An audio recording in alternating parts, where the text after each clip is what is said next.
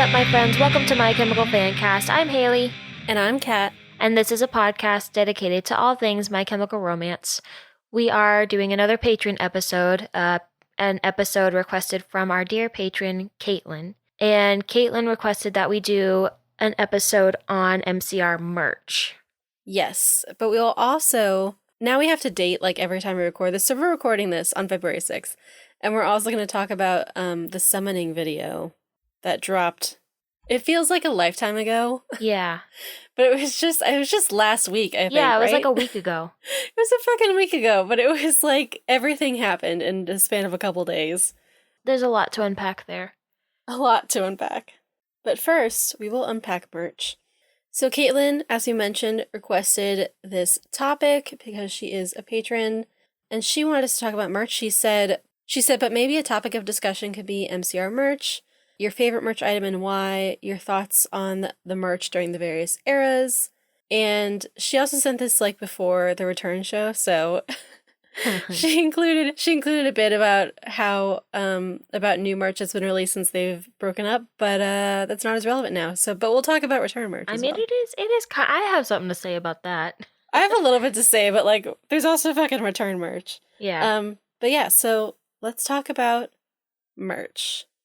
So, in the beginning, when the band was created, when the dinosaurs roamed the earth, when day was made and separated from the night, MCR created their own merch.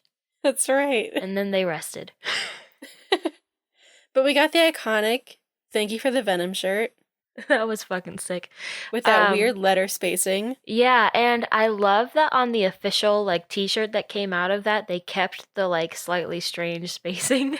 Thank God. As we're going to discuss when we talk about the summoning video, like I love how self-aware MCR is about like themselves and like what we value, because we would have been fucking pissed if it didn't have that spacing. Yeah, I don't want that perfectly aligned lettering. But we got the original. They knew how important the original was. It's important because Gerard did it himself before the song was even written. So they're creating their own merch. Obviously, they don't have too much merch because it costs money to make merch. But kids were like making their own stuff. Yes, there's that great part in Life on the Murder Scene where Brian talks about their first European tour and how kids over there had their own like homemade shirts. Yep. Very heartwarming. So sweet. And you know, we're keeping up the tradition today. We are, except I feel like our skills are better. I feel like a lot of our skills are better than Warner Brothers. In some cases. Also in Bullets is like they leaned really hard into the horror movie aspect of like their influences. They had some posters that were modeled on other movie posters. They had like a show poster with the isn't it Texas Chainsaw Massacre quote of "Who will survive and what will be left of them?" Yeah. They also had like that great poster with like the black cat with a 13 in it. Mm-hmm. That's also off a movie poster, is it not? It is. Yeah. It is. I don't know which movie, but I know remember it's which off movie. the poster. And I don't know if this is... They had that one with the haunted house, you know? Yeah. With the bats. I don't know if that's a movie poster or not. Well, I don't know. I mean, it's probably from somewhere. Honestly, like, you could go into fucking clip art and get, like, a picture of a haunted house, slap it on a shirt, make it transparent, call it merch. Yeah, So... I'd be into it. But also, they had Our Lady of Sorrows. Mm-hmm. She makes her first appearance. She Will Never Leave Us. That's when, like, they had the very graphic Lady of Sorrows. The one that Gerard drew. Right. That lady. Yes. Our fave lady. But as they started to gain in popularity and started, you know, getting the funds to start making merch, and they were designing like their own things, and I think Frank had a lot of say in the things that were being put on t-shirts and stuff. Frank is our resident fashion designer. Graphic design is my passion. Graphic design is indeed his passion. Yeah, and like Frank had his own little homemade merch shirts that he wore. Mm-hmm. His brand of taking a Sharpie to any shirt that's unlucky enough to be around. Yeah. But so as we go into Revenge, we start to get into probably like one of the best merch eras. It's a pretty good era. It's pretty fucking good because we get armbands, first of all. Yes, the armbands are peak. I would cut off an arm Well, then you Ironically, couldn't for an wear it. armband. I have another arm. And you get the action figures. Yes, the action figures. Oh my god. Also, hello. This is a PSA. If you are selling an action figure for $200 on eBay, you're not gonna fucking sell it, okay? I mean, you shouldn't sell it. They're not, I mean, no one's gonna buy it. Like, they're not worth that much. I've No. seen the same fucking Frank action figure for $200 sitting on eBay for months. No one's buying it, my dude. Nope. Just lower the damn price. Yeah, lower the price. I I got- just need a Frank. Oh my Damn gosh. it. Like, I don't know. People sell them for like 25 bucks. Like, just, it's not that big a deal. After the return, like, the prices got so jacked up on that I stuff. can't. That's what happened. I haven't looked at eBay in months, so I can't imagine. I have because I need that fucking Frank. Well, good luck. And I have a Gerard in a box. Can I trade my Gerard in a box for a Frank?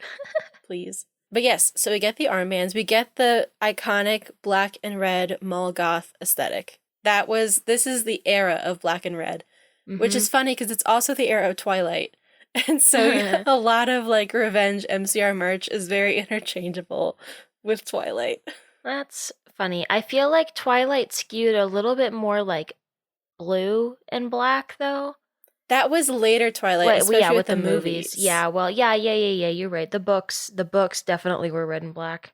Yeah, definitely. And so like it became a thing of like another reason I hate on teenage girls because like if they're wearing black and red, they could be into like fucking MCR, they could be into fucking Twilight. Either way, they're losers. Yeah, both things are fucking terrible. Both things are terrible. Also, when I was a kid, like this was also when I had braces as a child. Aw. And you know how you get those rubber bands on your braces that you can have in any color? Yeah. I got mine, obviously, in black and red. Wow. 'Cause Even I'm a your braces fucking- were goth. I know, because I'm a fucking MCR bitch, but I grew up in Georgia, and UGA's colors are black and red, so everyone just thought I was a big sports fan. And I was like, this is the opposite of what I wanted. Yeah. You don't want to be confused with the sports fans. It was the exact opposite. It was very demoralizing. Man, that's terrible. They had a lot of vampire imagery on their stuff in this era as well. I have a shirt that is like a really weird like olive gray kind of color. Mm-hmm. I don't know why they chose that fucking color as the main color for the shirt. It's fucking terrible, but the image printed on it is like that, you know, the vampires one where it has like the red across it and it says My Chemical Romance. Yes. The vampire teeth, yeah. Yeah. And I've had that since I was 15 and it doesn't really fit anymore, but yeah. But I still have it cuz like I'm not throwing that shit away, you know. But it's they had some choices and they had some really good merch, but they had some choices there. Yeah, they also had those the two hands that are clasped with the rosary. Oh yeah, that was a good one. It's also a pretty iconic revenge moment. Also, circling back to the action figures, so they like had that exclusive deal where like half of them went to Hot Topic and half of them went to Spencer's. And it's so upsetting to me because like one of those has prayer cards and one of them does not. And why would they do that to us? Tragic. Why would they deprive us Oppression. of the prayer cards? Oppression. This is emo oppression. This is homophobia because I'm gay and it's inconveniencing me. This is when Frank actually launches his skeleton crew shit, which we talked about before. Yeah, good for him. Good for him.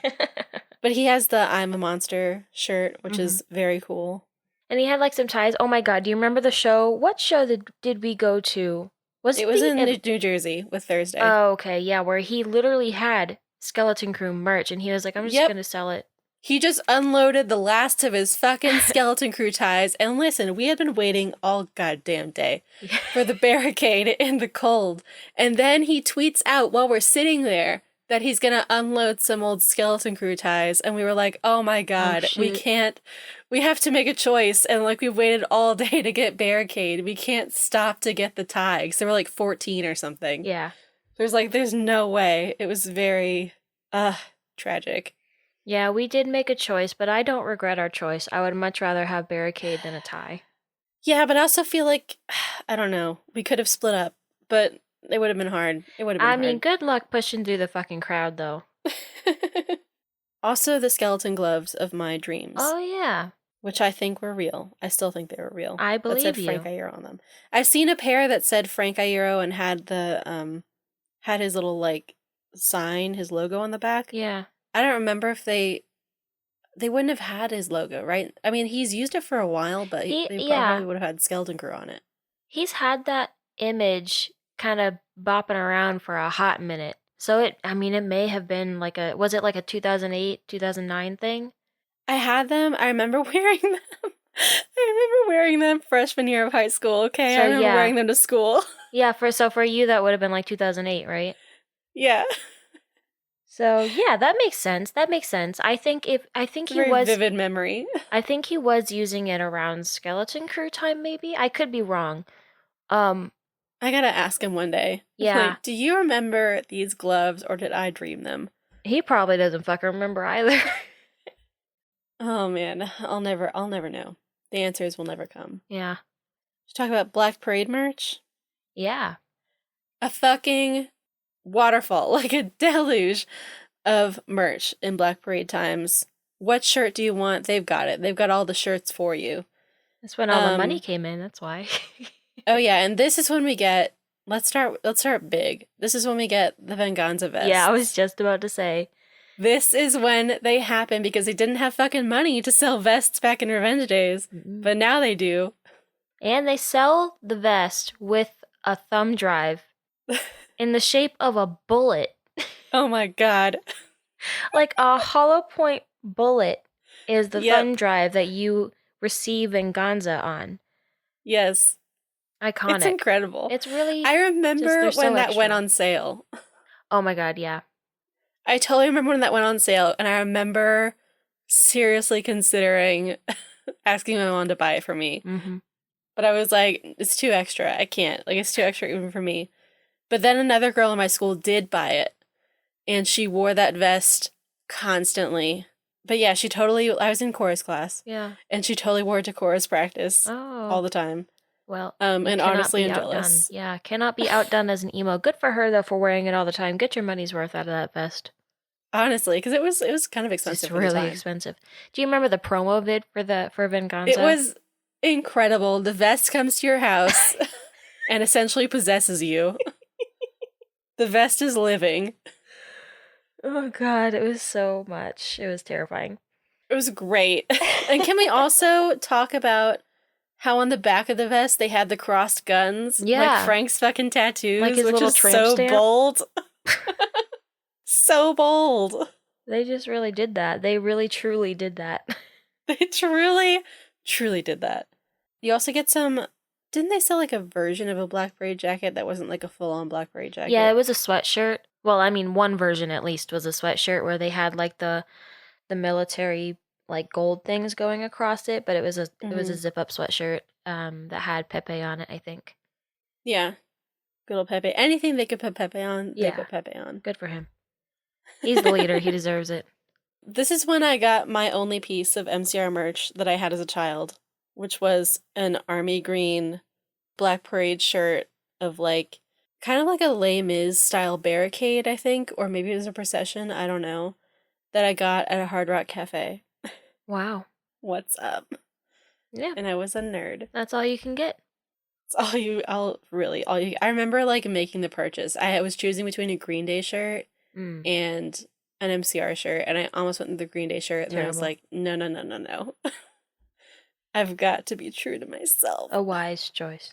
There was also, do you remember that black and gray shirt that just said like MCR in huge font all over the front of it? Yeah. That shirt was terrible, and I had it. I don't know where it went, but I'm glad it's gone now. Cause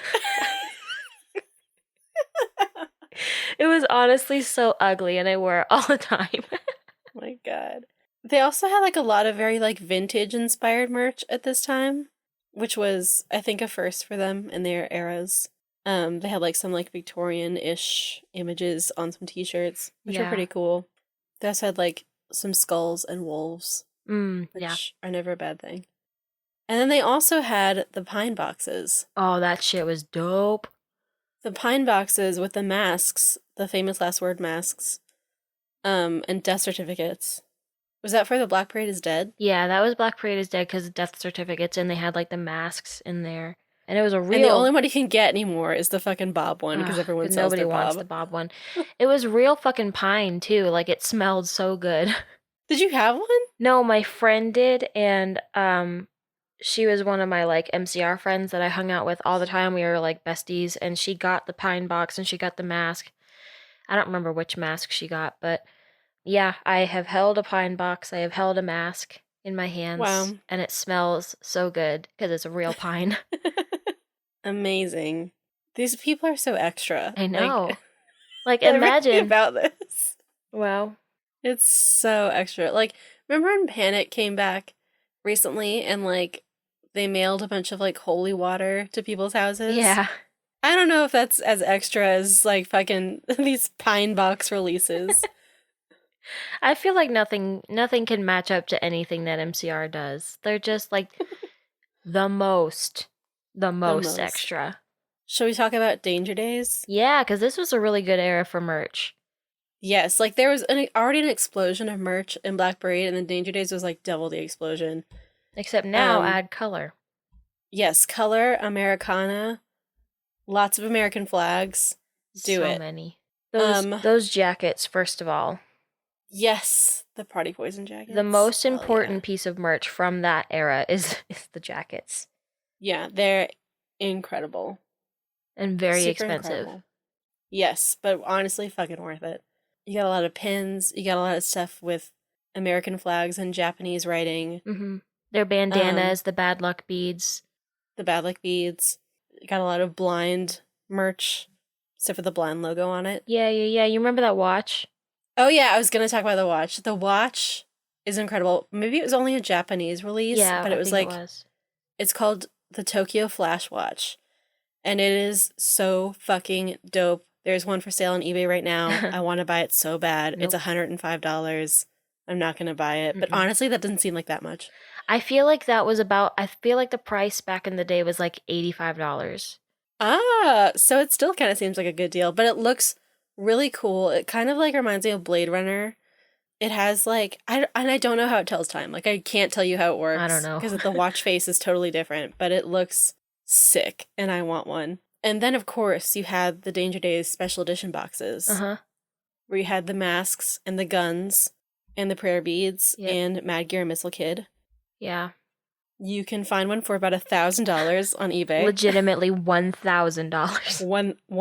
$1,000. Like they'd never go for less than that. It's ridiculous. But they're so cool. Yeah, they are. And they start to pull in like the comics theme more, like tying in on the shirts. They have a lot more like comics type shirts and a lot more Hmm. color, a lot more cartoonish. Yeah, yeah. Pretty sick. I want to mention the in between Hmm. because when MCR broke up, they were still Warner Brothers was still putting out merch like I don't know once a year or some shit. Uh-huh. And That's like about that right. distressed thing that they The distress merch. Oh my like it god. was just all the old merch but like faded.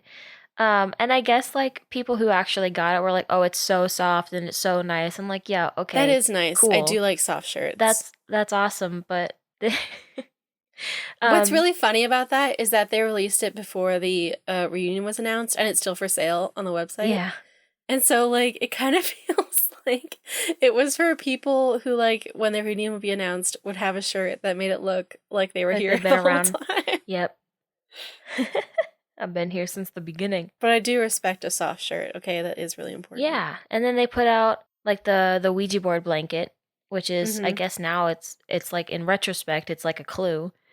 Oh my god. Fuck them. I know. I get so mad when I think about things like that. I'm filling with rage.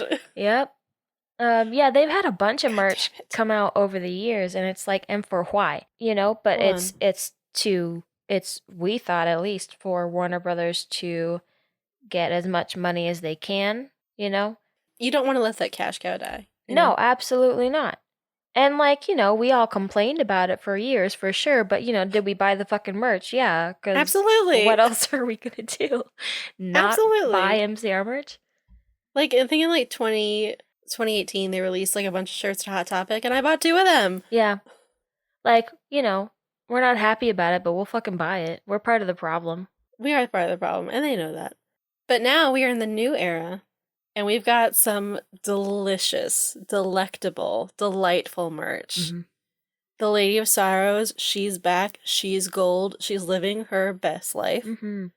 They have merch that is callbacks, like the merch is a callback to their old merch. Yeah.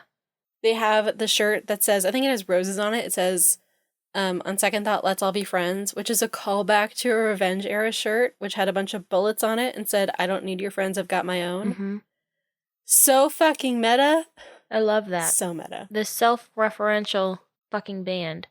Ridiculous. Yeah, they've always been like this, and they are always going to be like this. Why are they like this? Like this with a capital L, capital T. They also have the hoodie, the black hoodie that says Return on it in Trajan, which is a callback to their Revenge hoodie, which was black and said Revenge on it in Trajan. Mm-hmm.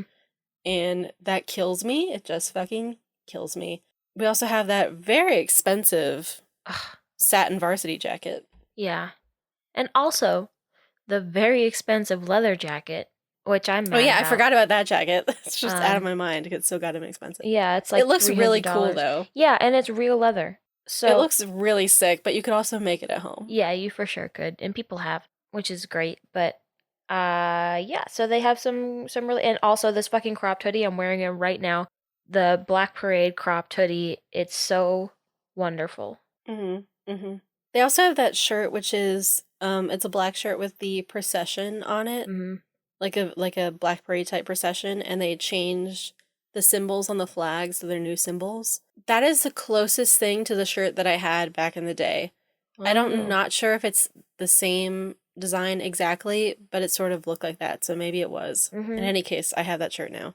Good. Yes, love all of that shit. I can't believe they're so aware, which is baffling to me because I don't expect bands to be this goddamn aware. Yeah, I love the self-awareness. I love that they're throwing back to things that, like, yeah, we recognize that this was popular. We recognize that this is like an iconic thing we did. They're like, we're icons, we know. It's no big deal. We're just gonna keep doing icons. It.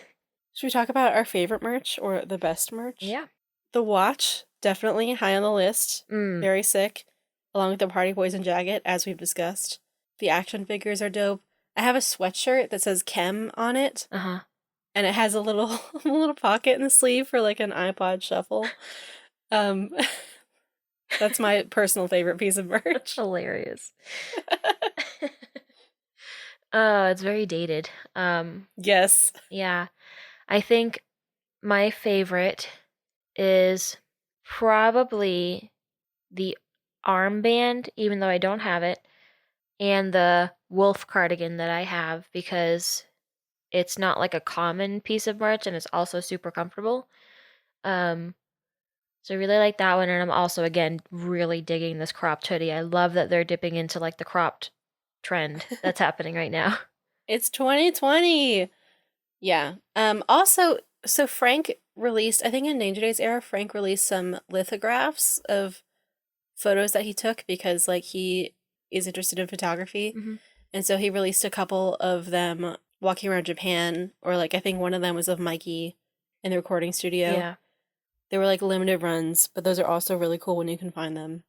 The worst merch, the fucking hourglass. Oh God, the hourglass is so terrible. The hourglass was on sale forever. It's finally not on sale anymore. It was exactly what it is, what you think it is. A fucking black hourglass with red sand. It was so fucking dumb. Like, for why? Like, just to say that they could sell you anything. Yeah, just to have a goth hourglass for like $80, I guess. I don't know. But I saw one recently for sale on eBay for like $200. And I was like, who cares about the hourglass this much? Yeah. I mean, I guess like for collectors, if you want to have like every piece of merch. No. But like, it doesn't serve a purpose. You don't, like, it's not even like a cool thing that people come over and you're like, hey, look at my fucking hourglass. Like, who look at my fucking hourglass? I truly think it was just like them being like, what can we sell? Like we could sell anything with a logo on it and Yep. it would do well. Yep. They sold a goddamn hourglass. Also, like any piece of merch that lists their city as Newark, New Jersey is very confusing to me. It's false. Literally none of you are from Newark. I mean, You didn't practice in Newark. well, like Gerard was born in Newark and they lived near Newark. But listen, 3 of them are from Belleville. I know. And I don't know where the fuck Otter was from, but like Belleville, Somewhere around like there. why? I don't know. Put some respect on her name. It's so frustrating. Do you have any other hated piece of merch? Oh, God. I mean, honestly, again, that fucking black and gray shirt, I hated it, but I wore it all the fucking time. It was so ugly. Uh, so that's God, that on that. that is that on that. I think that's all we have to say about merch. Yeah, it's the eBay scene for my chem merch has changed a lot in the last couple months. Yeah. Everything that used to be like kind of commonly available is no longer available. Prices are jacked up. It's a mess. I hope it goes down eventually because, like, we were living in a golden age we didn't even know about where we could just buy stuff on the cheap Yeah. because no one gave a fuck about My Chemical Romance anymore except for us. Yep. Yep. And like there were a couple Now that things. is over. Yeah, like a couple of the action figures like I had to fight people on eBay for. There were a couple eBay battles where like we were going back and Mhm. forth, back and forth, back and forth in the last 30 50 seconds. cents. Yeah. 50 cents. Yeah. So like there are still, people lurking on there were still people lurking on eBay who were like, I'm out for blood. But now it's like fucking people are just jacking the prices up and Yeah, it's everything is ridiculous. gone. And I'm just gonna leave eBay alone for a while. Yeah, I think it's going to take a while for it to recover if it ever does. Yeah. But yeah, we were those action figures were so attainable for a while. For a while. And now they are not. But yeah.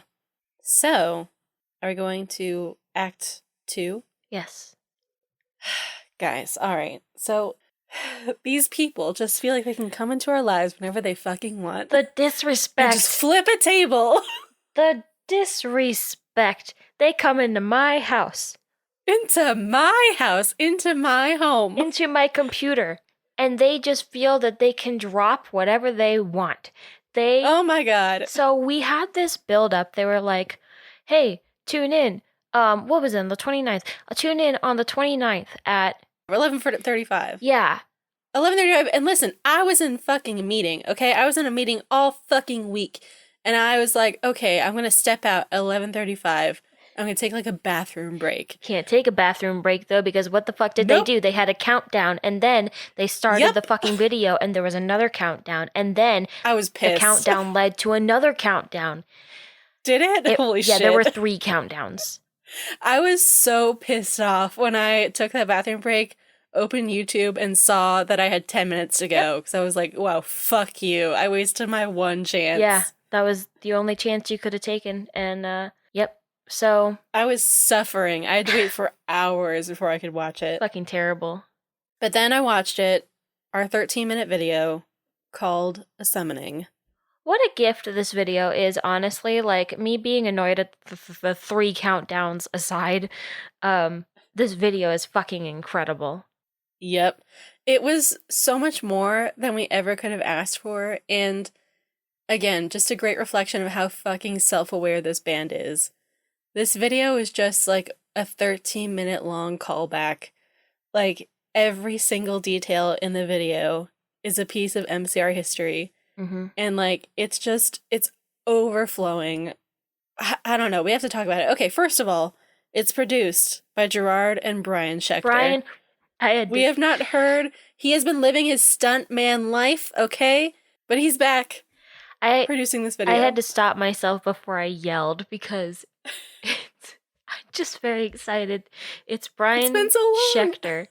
It's Brian Schechter. So if you want to hear about Brian's like journey, I would highly recommend checking out the Music Biz Yes. podcast that he did an interview with, because he goes into great detail about his journey with MCR and what happened after and all that. And how you should always get a fucking contract when you're in a working relationship with someone. Yep. So, But yeah, yes. produced by Brian Schechter and Gerard. Yes. So, okay. We open the video with a child. A child. I love that this child is in he's probably like 20. He's in all black and he's like lacing up his Converse. I'm like, they know their audience. Yes. And we get so many references like right off the bat because first of all, Yes. the room looks very much like it has a similar vibe to like Gerard's The basement room. Yeah. And he just has a lot of things around there that are like subtle MCR references or like, hit you in the face MCR references, which we'll get to. So first one, there's an inhaler and glasses on the nightstand. Yeah. Which is reference to Mikey and I'm Not Okay because he's not actually asthmatic, but he had an inhaler in the video. And then he goes over to his like record stack. And there's fucking Pansy in the corner. Fucking Pansy whacks you in the eyeball. It's fucking Pansy. It's right there. She's so beautiful. Yes. We pan up to the corkboard he has. There's that eye that's on the Danger Days farewell mailbox. Mm-hmm. There's the thank you picture. Wasn't that from one of their like live DVDs? I don't know, but it looks very much like a picture from a show. And like a fan's holding it. I'm pretty sure it was in like one of the live DVDs that was like I don't know which one, but I've seen it before. Mm-hmm. There's the New Jersey Department of Corrections mug that he uses for his coffee. Fucking iconic. If someone hasn't made a dupe of that and is selling it right now, my God, what are you doing? I mean, we should do Can that. we do it? Yeah. Because, like, I really want a mug that says that. Are we allowed to do that? I have no idea. I mean, it doesn't say MCR on it, so why not? Yeah, let's do it. Yeah, and then he, like, obviously makes coffee. Yeah, obviously, like, I feel like coffee should be an MCR reference at this point. But he goes to his closet. He goes through his jackets. He, like, passes by a Jetstar jacket. Ugh.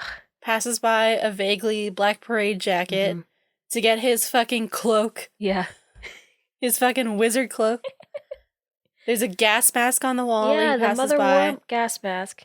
And then he puts on bullets, listens to romance, lights a few candles on his shrine that has a Lady of Sorrows on it and also pictures of everyone we've lost along the way. Oh my gosh. It's got like Lauren Valencia, Mikey and Gerard's grandmother and grandfather, Ray's father, Craig Aronson. Yeah. Oh my God. The Craig Aronson one hit hard. Craig Aronson, that fucking killed me. I literally, I saw it and I had to stop for a second. I was like, I can't look at this. I can't watch this video too often because, like, I just get chills for, like, the whole thing. Yeah. And that's one of the times. And also Sweet Pea and Susan were on it. And Mama. Yeah. Dogs. Yeah. God, that hurts. Oh, boy. You also see Gerard's revenge artwork on the wall. Oh, yeah. You know, with, like, the woman on the gurney. Yes. Or I guess she's probably dead, right? It's probably an autopsy table. Yeah, I'd say so. So we go to the summoning circle with all the albums. So I know a lot of people were speculating about, like, the point that we can't see being, like, a new album or something. But I'm looking at the albums that are there, and I can very clearly see Black Parade, Revenge, and Bullets. And then the other one looks like May Death Never Stop You. It is, yeah. And then, so he's definitely covering, like, Danger Days. So I don't think there's, like, a secret fifth album reference there. It would have been really nice. But I don't think that was the case. But also this, like, fucking... Like, I remember seeing people doing this shit on Tumblr in, like, 2016. And I'm like, I can't fucking believe it.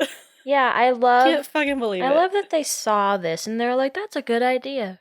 I can't believe that this is canon now. Just what timeline is this? Christ. Yeah, we're seriously we're in a very strange timeline. I don't know what's happening. Extremely strange timeline. So he obviously goes to his trusty handy dandy Ouija board with our favorite script theme on the top that says New Jersey. Yep.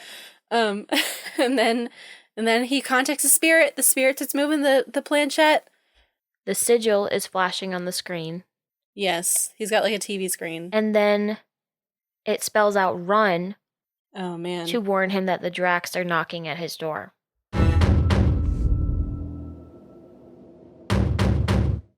They're trying to help him. They said, get out. Get the fuck You're out. about to die. Do not answer the door for the cops. It's true. So The Dracs are the cops. they are. The Fuzz. So they bust in and he runs, and it shows briefly a keychain that says Hotel Bella Muerte. Yes. Yes, it does. It has 519 on it. We'll get to that later. And it has the Grim Reaper. I can't read the street name, but it says, I don't know how to say it, Passaic. You can read the street address on it. It's their old lockout site, their old rehearsal site. Yeah. But yeah, so he runs past his key fob. He runs for his goddamn life. He goes through a door. Where the fuck are we, Haley? Where the fuck do we end up? We're in a gay-ass vampire club. We're in Bullets World, baby. There are fucking worlds in this shit, and we're in the Bullets World, and the metaphor of the vampires as alcoholics in a bar has come to life. Yeah. They are gay. They are having the time of their life, sucking on each other's necks. It's great. You know, I would just kind of chill there for a minute. I'd be like, hey, can I get a drink? I'm just kidding. Yeah, like, please. Like, this is here. ideal. I love that they envision Bullets as this, like super goth, like, sexy vampire club, but, like, Bullets is, like, a Dungeons and Dragons in the basement. That's true. I just can't believe that they brought the metaphor to life. I know. I was like, holy shit. It's really good. And also there's like a bass electronic version of Vampires playing as he's walking through. So references here, there's a Ghost of You World War II helmet on the shelf behind the bar. And it's like playing in the background. Yeah, it's on that TV. And there's the sign with the skull on top that says "Starve to Death in a Land of Plenty" that Fear and Regret held up. It's behind the bar. Yeah, and the walls are covered in graffiti that are like Bullets lyrics or just like, phrases. Yeah, and it says "She Loves You" that they had on like the Pro Rev tour and like most of the Black Parade tour on the drum set. There's Die in the Desert. And it has like Die in the Desert, and then it has like fatalities like Ghost in the Snow. It has a bunch of shit on it. It's great. Yeah. It's a great time. The fucking attention to details were fucking ridiculous. It's incredible. So he runs through this place. The Dracs are running after him. There's like a trippy, like people are on acid, whatever. The vampires look like they're going to come after him for a second. And he's like, oh shit. I got to book it. It's not a friendly place. So he runs through the door that has like I guess it has to be a blood droplet because he's running into Revenge World. Yeah. And it has our second world. Yeah, and it has the tower on the door behind him. Yes, each door has like one of the MCR, the new MCR symbols, and then another, and then on the back of it has like a tarot symbol. And so for Revenge, it is the tower. And this is where like all of the like the hairs on my body are like standing on it's end. incredible. Like the music for Revenge World and like eventually the Helena dance like just blow my mind. But first, you see the fucking Demolition Lovers. Holy fuck. Wow. That I'm just thinking about it. I'm like already getting chills. Yeah, like the slow like synth version of Helena plays. Yes. And then it like the music swells and it builds up and then the lovers turn towards each other and we have like this perfect reenactment of Life on the Murder Scene cover and Revenge cover. And it's amazing how much they look like the original actors. I know, it's great. And then they turn and then the guy turns and who is at the door but Helena?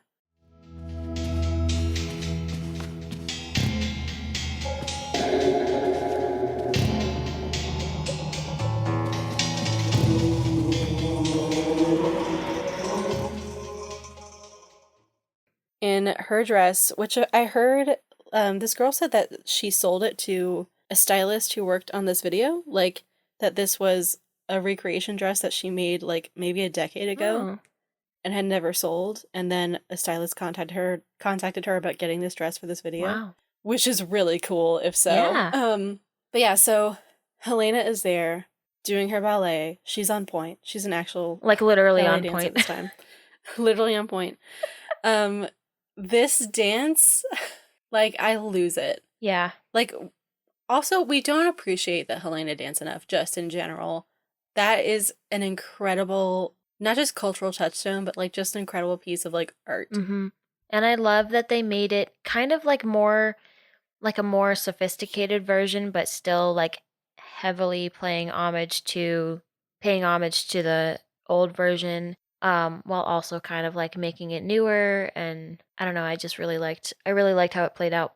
Yeah, I love that. But then, at the end of the dance, she points to the door, and the Drax are here again. Oh fuck. Uh-huh. He runs into a confession booth. A confession booth, lights his fire at will Yep. matches, and then when he finds the exit, he exits into the Black Parade Out of a world coffin. via a coffin. The confession booth turns into a coffin. It's amazing. I don't know what the subtext of that There's is. something going on.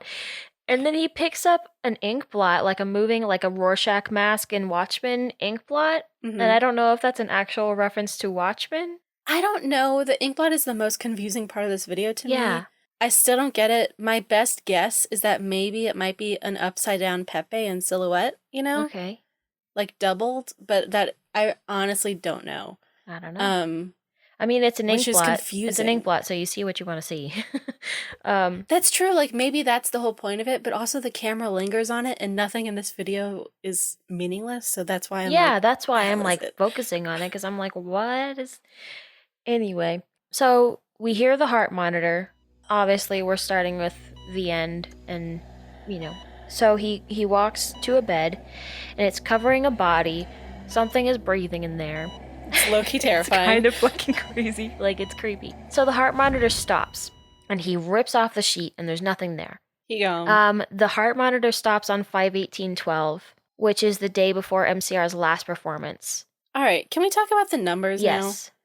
So, yeah, 5/18/12, the day before the last performance. 5/19, like we saw in the key fob earlier, was the actual day of the last performance at Bamboozle. And then there's another number before we get to 5/18/12. It starts at 10/5, 5.1, and then it ends up at 5/18/12. These two numbers drive me insane. Because, like, 5/19, okay, last show, perfect. Makes sense, got it. The day before the last show? I mean, I guess, like, the last day they were alive. The last day they were alive. And then I have a theory about this 10/5, 5.1 number. Okay. Again, nothing in this video is meaningless, right? There's no reason for this number to be here unless it means something. Right. Like, there's no fucking reason. So, notably, it doesn't have like a year on it because the last number is a decimal, which makes me think that it's not a historical date. And there's nothing historical I can think of with MCR that happened on October 5th. So maybe it's like a current date of like this year's October 5th. And then you have 5.1. Okay, so like this is MCR 5. 5.1. Maybe it's like first track of the 5th album. It could be noting, I don't know, like it could be like MCR 5 is in Paper Kingdom. I don't think so, you know, like, but 5.1 feels very significant. Like that we are in the 5th era of MCR. I feel like we might get like a track that day. That's my theory. Let me look for a second. Hold on. Go for it. Because the camera like also lingers on it for a moment. Yeah. Like, and again, like nothing in here. We don't have a single detail in this video that doesn't mean something. So they are on October 4th playing Tacoma, Washington, and then on the 6th they're in Oakland Arena. Right. Yeah, I checked the dates too because I was wondering like, is there a forum date that time? But there isn't. Yeah, that's what I was thinking that would have been the forum, but they're not playing the forum until the 8th. I think that it's a date for this year, which would be October 5th. Yeah. And I think the 5.1 means that we get to hear the first track off the 5th album. Wow. I base this in nothing except context clues and guessing, okay? It's not gospel, but that is the only thing I can think of what this date means. And it seems like it makes sense, doesn't it? Yeah. Doesn't it? Yeah, I mean, that's a valid, it's a valid line of thought, and we have reason to think it because they're fucking extra, and they would put something huge like that in such a subtle, wouldn't they? In a subtle way. And it's such a long time to wait, so we will not know for months. We will not know. But also the fact that like that is like in the middle of their like US tour schedule, like I don't know. It doesn't feel that random. And it's also like right at the end of it. Yes, so that's my guess about this number. These two numbers drove me fucking crazy. But I feel like that number has to mean something. Yeah. But anyway, so the patient is gone, and Yeah. then the Dracs are stalking him down a This hallway. pisses me off. He could have stayed behind the damn door and he would He have had to been go. fine if they were going back towards the coffin. So they were going to peace out and he could have waited like 30 Yeah, that's more true. seconds and they would have been gone and he would have been safe. No one said he was bright, okay? Yeah. And listen, he's being chased. You're not thinking clearly. I understand. And he just saw someone disappear in front of his eyes. This is how I disappear. Stop it. Stop it. But yes, so the Dracs are pursuing him. He's hiding. He moves. The Dracs see him. He fucking runs into the next door, which has an Ace of Wands on it and a devotion sign, the little sun sign that we have, which stands for the fourth album, which is Danger Days. We're here. He gets spit out into the Trans Am. He really does. It's very aggressive. Yes, and the Trans Am spits him out into the dirt of the desert. And this is like also like a really great part. The music, because the Trans Am is blasting Nana and it drives away and he's just like left in silence in the desert until like it revs back over to him. It's great. Yeah, it tries to destroy him. It tries to destroy him. It doesn't have a high opinion of him. But he passes some croquet balls in the dirt. Does. From the I'm Not Okay video. Wow. So the Dracs march towards him. He runs into the moon door just as an explosion goes off. A mushroom cloud. Yeah, and the Dracs are like dying on the ground. So that's that on them. And so he's in a room with other people. He's in a circle surrounded by candles. Yeah, so like he goes to the door and then he ends up on the ground in this summoning circle. Which, okay, let's talk about that. So like he goes through his whole adventure, ends up in a summoning circle. Like at the beginning he was trying to summon the band back, but he was summoned back at the end. Yeah. Like it's implied that like these people around the circle summoned him back. Yeah. Which is like, and he's like a stand-in for the fans. So I feel like it's more like, I feel like it's an exchange between the fans summoning the band back and the band summoning the fans back. Which makes sense because this is like how they release their tour dates for the US. Right. And they're like, yeah. They're like, here it is. Yeah, well, yes, that does make sense because he is then summoned into an arena. We'll get there in a second, but that line of thought makes sense. Which is just like, I love that. Like I've been here the whole fucking time. Newsflash. I know, you didn't need to summon me. I'm literally here. So he's in the circle. Then the people around him disappear. A piano version of The Offering starts playing, and he walks down a hall through the sigil door. He opens a door and he goes through, and the sigil of MCR is like on the back of the door. And he walks to a Ouija board. So the Ouija board points to yes. He smiles because there's an unspoken question that has been answered. Yes. And he... Wow, I got chills again. Jesus Christ. And he smiles, the lights turn on, and we're in the forum? Yes. Very specific.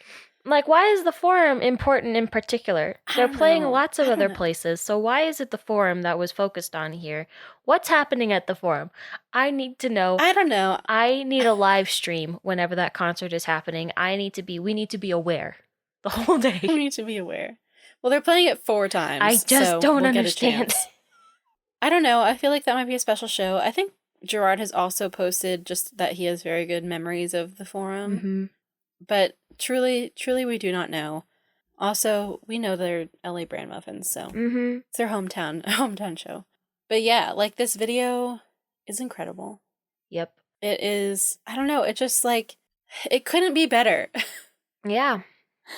It could not be better. I love that we got different worlds for each album. I love that the symbols go with the different worlds. I love that they are as obsessive about their own band as we are. Yeah, they get it. They totally get it. Oh, man. So the dates for the tour flash across the screen. And here we are, the tour. They're touring. And the chanting is back, and it's fast. It's alarming. Yes. A little unnerving. Why does he chant? I don't know.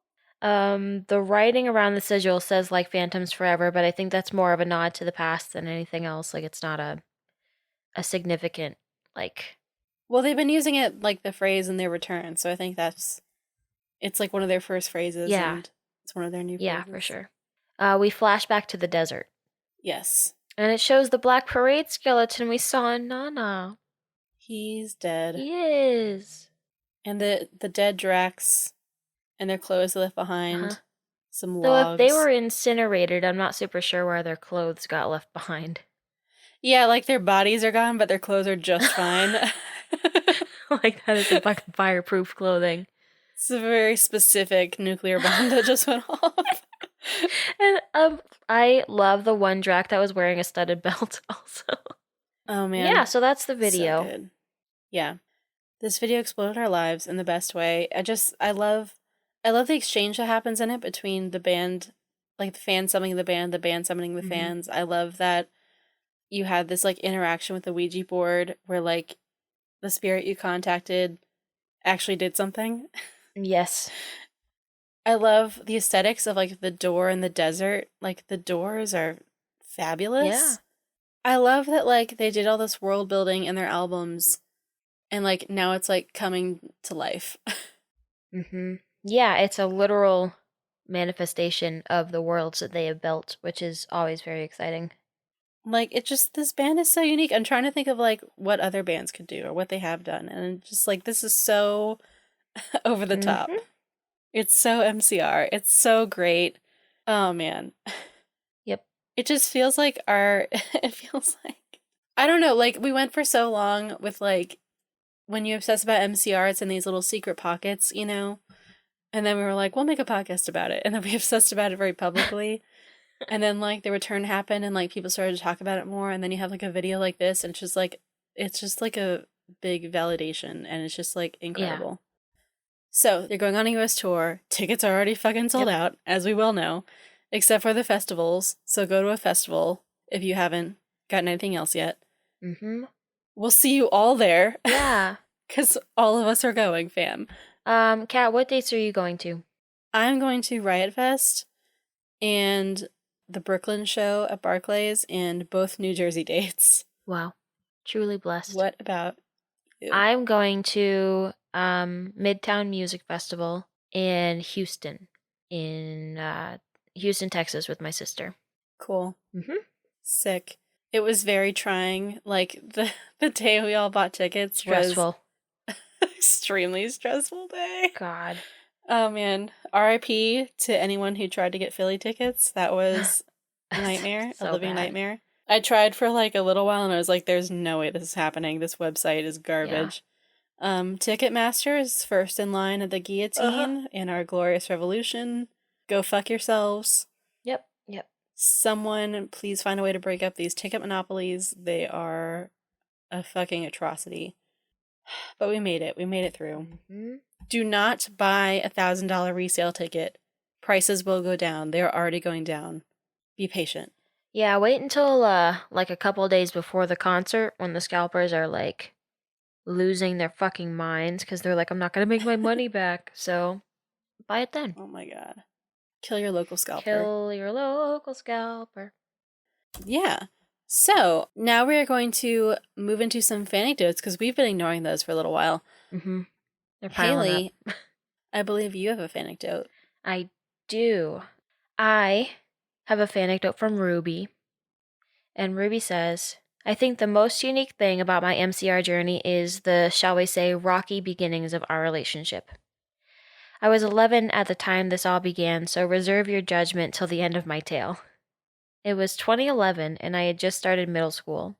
I was a shy, nerdy kid, but I had good friends. I had formed a BFF trio with one of my childhood pals and a girl we'd met in gym class.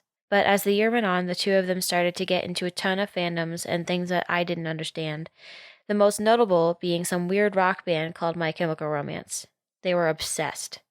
I, on the other hand, just wasn't that into them. Normally, it wouldn't be a problem to have different music tastes than my friends, but these people would badger me daily to listen to them, often insulting my music taste in the process, and would exclude me from conversations because I didn't get their references. Feeling ostracized and dejected, I resolved to turn the band into a scapegoat for my 6th-grade angst. Despite having hardly listened to them, I decided to hate My Chemical Romance. Deep down, I didn't truly have anything against any member of MCR or their music. I even liked Sing and Welcome to the Black Parade, but I saw them as something separating me from my friends, and my insecure little 11-year-old brain turned that into resentment. The next year, my friends' MCR obsession became a little less intense, so my hatred of them faded. I still didn't listen to them a lot, but I considered Sing and Welcome to the Black Parade to be two of my favorite songs. But that year just so happened to be 2013. I remember being vaguely disappointed when that fateful day arrived, but I wasn't in deep enough yet to give it too much thought. I had no idea how I would soon grow to anguish at the mere thought of March 22nd, 2013. Oh, how everything was about to change. Side note, this was sent before the reunion, so. I was about to ask. um, 8th grade was the year that I got back into music for real. It started with Fall Out Boy, who I listened to almost exclusively for months, which led to Panic at the Disco, which, thanks to YouTube recommendations, eventually led to MCR. Honestly, thank God for YouTube, because we would be so lost without them leading us to MCR, to be honest. I mean, so many of our fan anecdotes are, I was on YouTube and I saw a recommendation for Welcome to the Black Parade. Exactly. This was when I truly fell head over heels in love with the band. The lyrics were incredible, the guitars were face-melting, the visuals and videos were stunning. As an artsy dance theater kid, I adored how every album had its own story and theme. I'd never seen a band put so much artistic passion into every single release. I thought Gerard Way was the coolest person in the entire world and wanted to be him when I grew up. I still do. Their music made me feel rebellious and creative and badass. By the end of middle school through early high school, I was in the full throes of my emo phase. My friends and I were so goddamn obnoxious. We would just scream about bands all through lunch, and in high school, we sat outside on the steps every day, no matter how cold it was, and listened to the music as a subtle nod to the I'm Not Okay video. We'd go to as many concerts as we could convince our parents to drive us to. I feel like a lot of people would look back and cringe at this part of their life, but I feel nothing but joy when looking back upon these memories, because it was a time where I was full of passion for what I loved, and most importantly, it was the first time of my life wherein I had friends who truly loved and accepted me. Even though I'm not close with all of them anymore, I hope they know how much they changed my life. Fast forward to my sophomore year of college, and my obsession for some of the bands I listened to during that time has faded, but my love for MCR is stronger than ever. I'm currently living the Killjoy dream of running a radio show in the southwestern desert, and I plan to do an annual MCR special in March. I learned a guitar primarily from Ray and Frank, and I'm doing my best at pulling a badass band together. If it weren't for MCR, I likely wouldn't have stuck with music enough for either of these things to happen. It's so weird that I initially hated them, because now I literally cannot imagine what my life would be like without them. And so many of my other interests, from comic books to the Smashing Pumpkins to Rocky Horror, stem from MCR's influence. This isn't the most unique anecdote, but I still wanted to share it, and I hope you enjoyed it. I owe so much to MCR. They've given me friends, inspiration, and above all, the confidence to create art. Their music has been my security blanket through everything. I wish they were more widely appreciated as the rock legends that they are, but the fact that there are people like you guys who care enough about them to make a podcast warms my heart. Though I understand their reasons for breaking up and don't think they should get back together unless they truly want to, I definitely think they left a hole in rock music and that the scene hasn't been the same since they left. Whether the general public is willing to admit it or not, they are one of the best and most influential bands of the last 20 years. And as more and more of their fans grow up and start their own lives, I am so excited to see how MCR's effect will shape music, art, and the world. Wow. And that's that. Little did they know that shortly after that, MCR would come back together. Yeah, that was 3 days before the announcement, so. Yeah, and sell like over 250,000 tickets in 6 hours with the US tour, sold out stadium shows. Yeah. What a blessing. Our lives have changed so much in the last few months. They really like, have. Truly. Like, the fact that we were almost, like, done with this podcast and, like, we finished talking about all their music, and then, like, this happened, like, the more I think about that, the more I'm like, how the fuck? How the fuck did this occur? Yeah. It's just incredible. Oh man. Thank you for sending in your fan anecdote. And now, Mm-hmm. now it is time for our favorite songs of the week. Haley, Yes. what's your song of the week?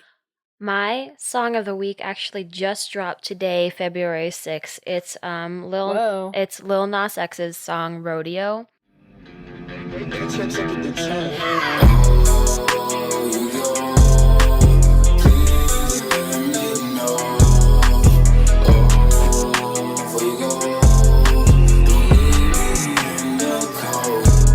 If I took you everywhere, then well, you wouldn't know how to walk. If I spoke on your behalf, then well, you wouldn't know how to talk. If I gave you everything and everything is what I bought, I can take it all back. I never care about what you thought. Oh yeah. It fucking slaps.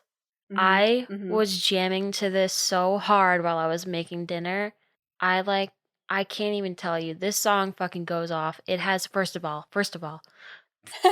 the music video has Buffy the Vampire Slayer imagery. Oh, the shit. vampires are in the style of Buffy.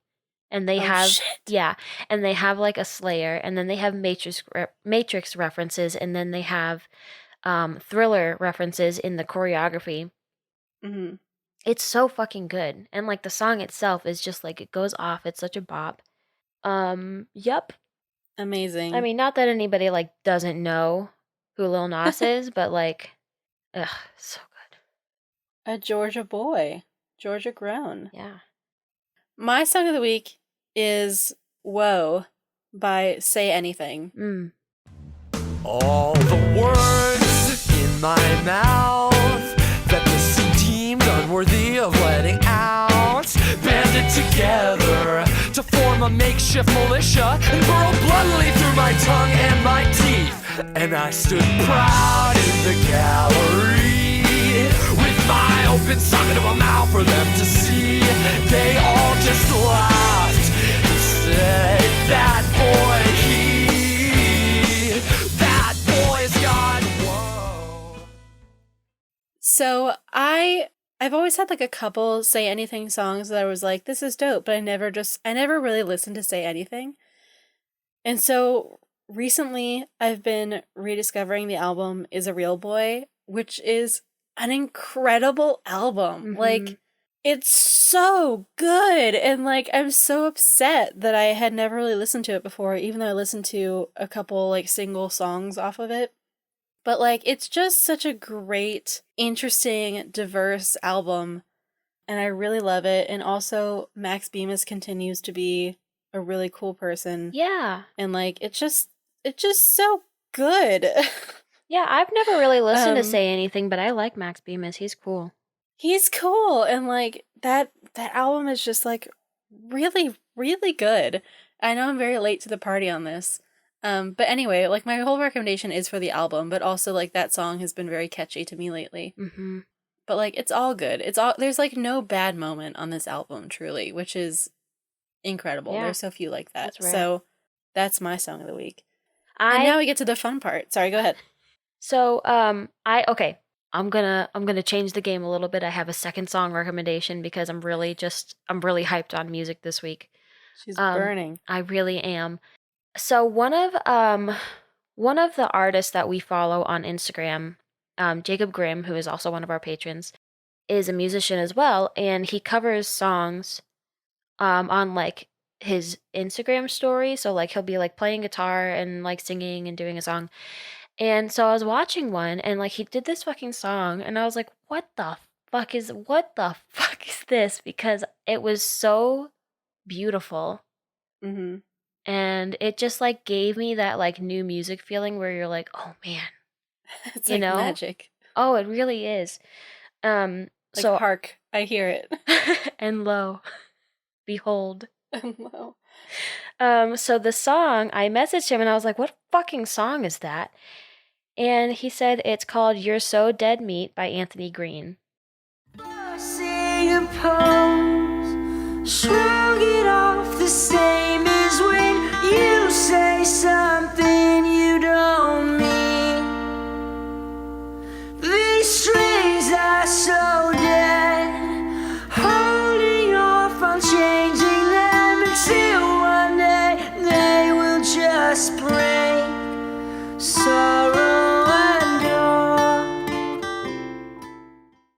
Oh, Anthony Green. You know, I had a vendetta against Circa Survive because they opened for MCR at my concert and the fans were terrible. I'm sorry, but they were.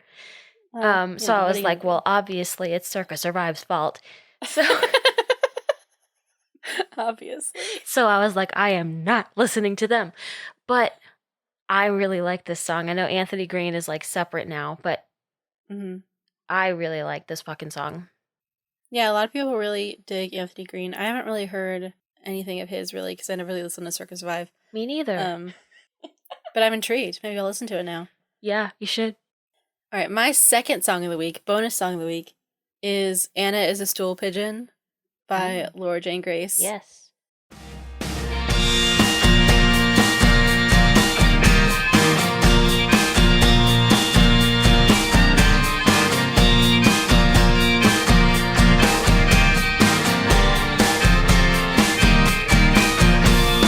Ekran and Jensen are activists. Heads loaded with theory. The hearts are filled with passion. Share the same left-wing politics. Like the same. It's very good. Yeah, it's like very like folksy. Mm-hmm. A lot of acoustic guitars. Love it when she does that. Yeah. Love a song where she plays an acoustic guitar and it doesn't make me cry because usually when I'm at one of her concerts and she brings out an acoustic guitar, I'm like, oh man, here come the fucking tears. Mm-hmm. But this one is just a fun, bouncy song. That's and I great. really enjoy it. Because sometimes she plays fucking two coffins in front of my eyes. Oh, like yeah. she has the gall to play two coffins in front of my eyes, and I just cry. It should be illegal to play that song live.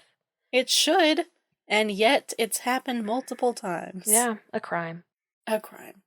Yes, you get bonus songs of the week this week. And now for the super fun part, where we thank our patrons. Here we have a go. Patreon. We have a Patreon. You can find it at patreon.com/chemicalfancast. And if you pledge $2 more a month, you'll get your name on this very long list that I have to read, which is now a page and a half. It's a page and a half of names. Actually, it's a little bit more than a page and a half. It's more like a page and 3/4. So, if you want to make the list longer for me, go to our Patreon, pledge an amount, support our podcast. This is a big thank you to Tim Malpass, Vienna Langton, Gabby Dauber, The Boy Phantom, my mom, Tarla Mantia, Trent McGregor, Katie Kelly, Melissa Contreras, Phil Grant, Amber Johnson, Caitlin Carnes, and this is her patron episode.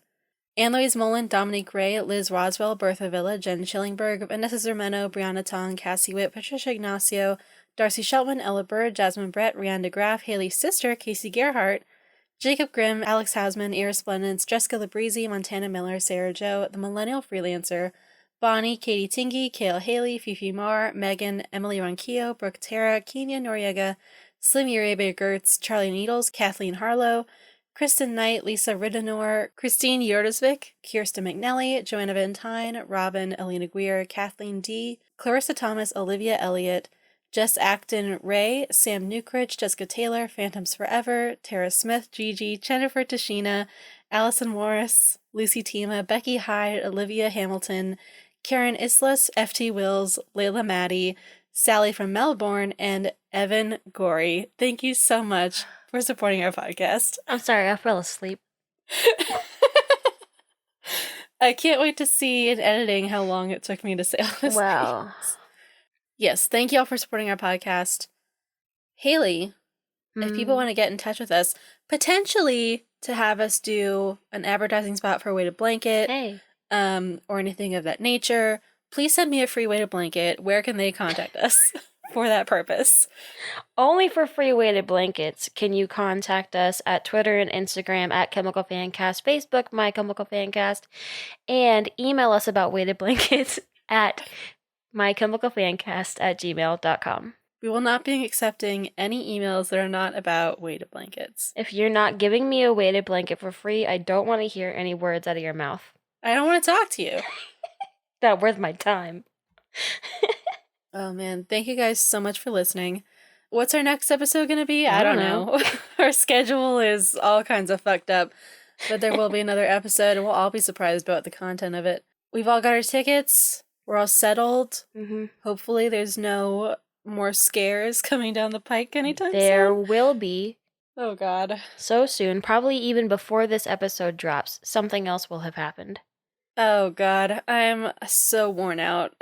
We did the worst thing. We got all the I'm tickets. exhausted. We went through the hellfire that was Ticketmaster. What more do we have to endure? Oh god. But yeah. So until next time, I'm Kat, And I'm Haley. and this is My Chemical Fancast. We'll see you later. Bye.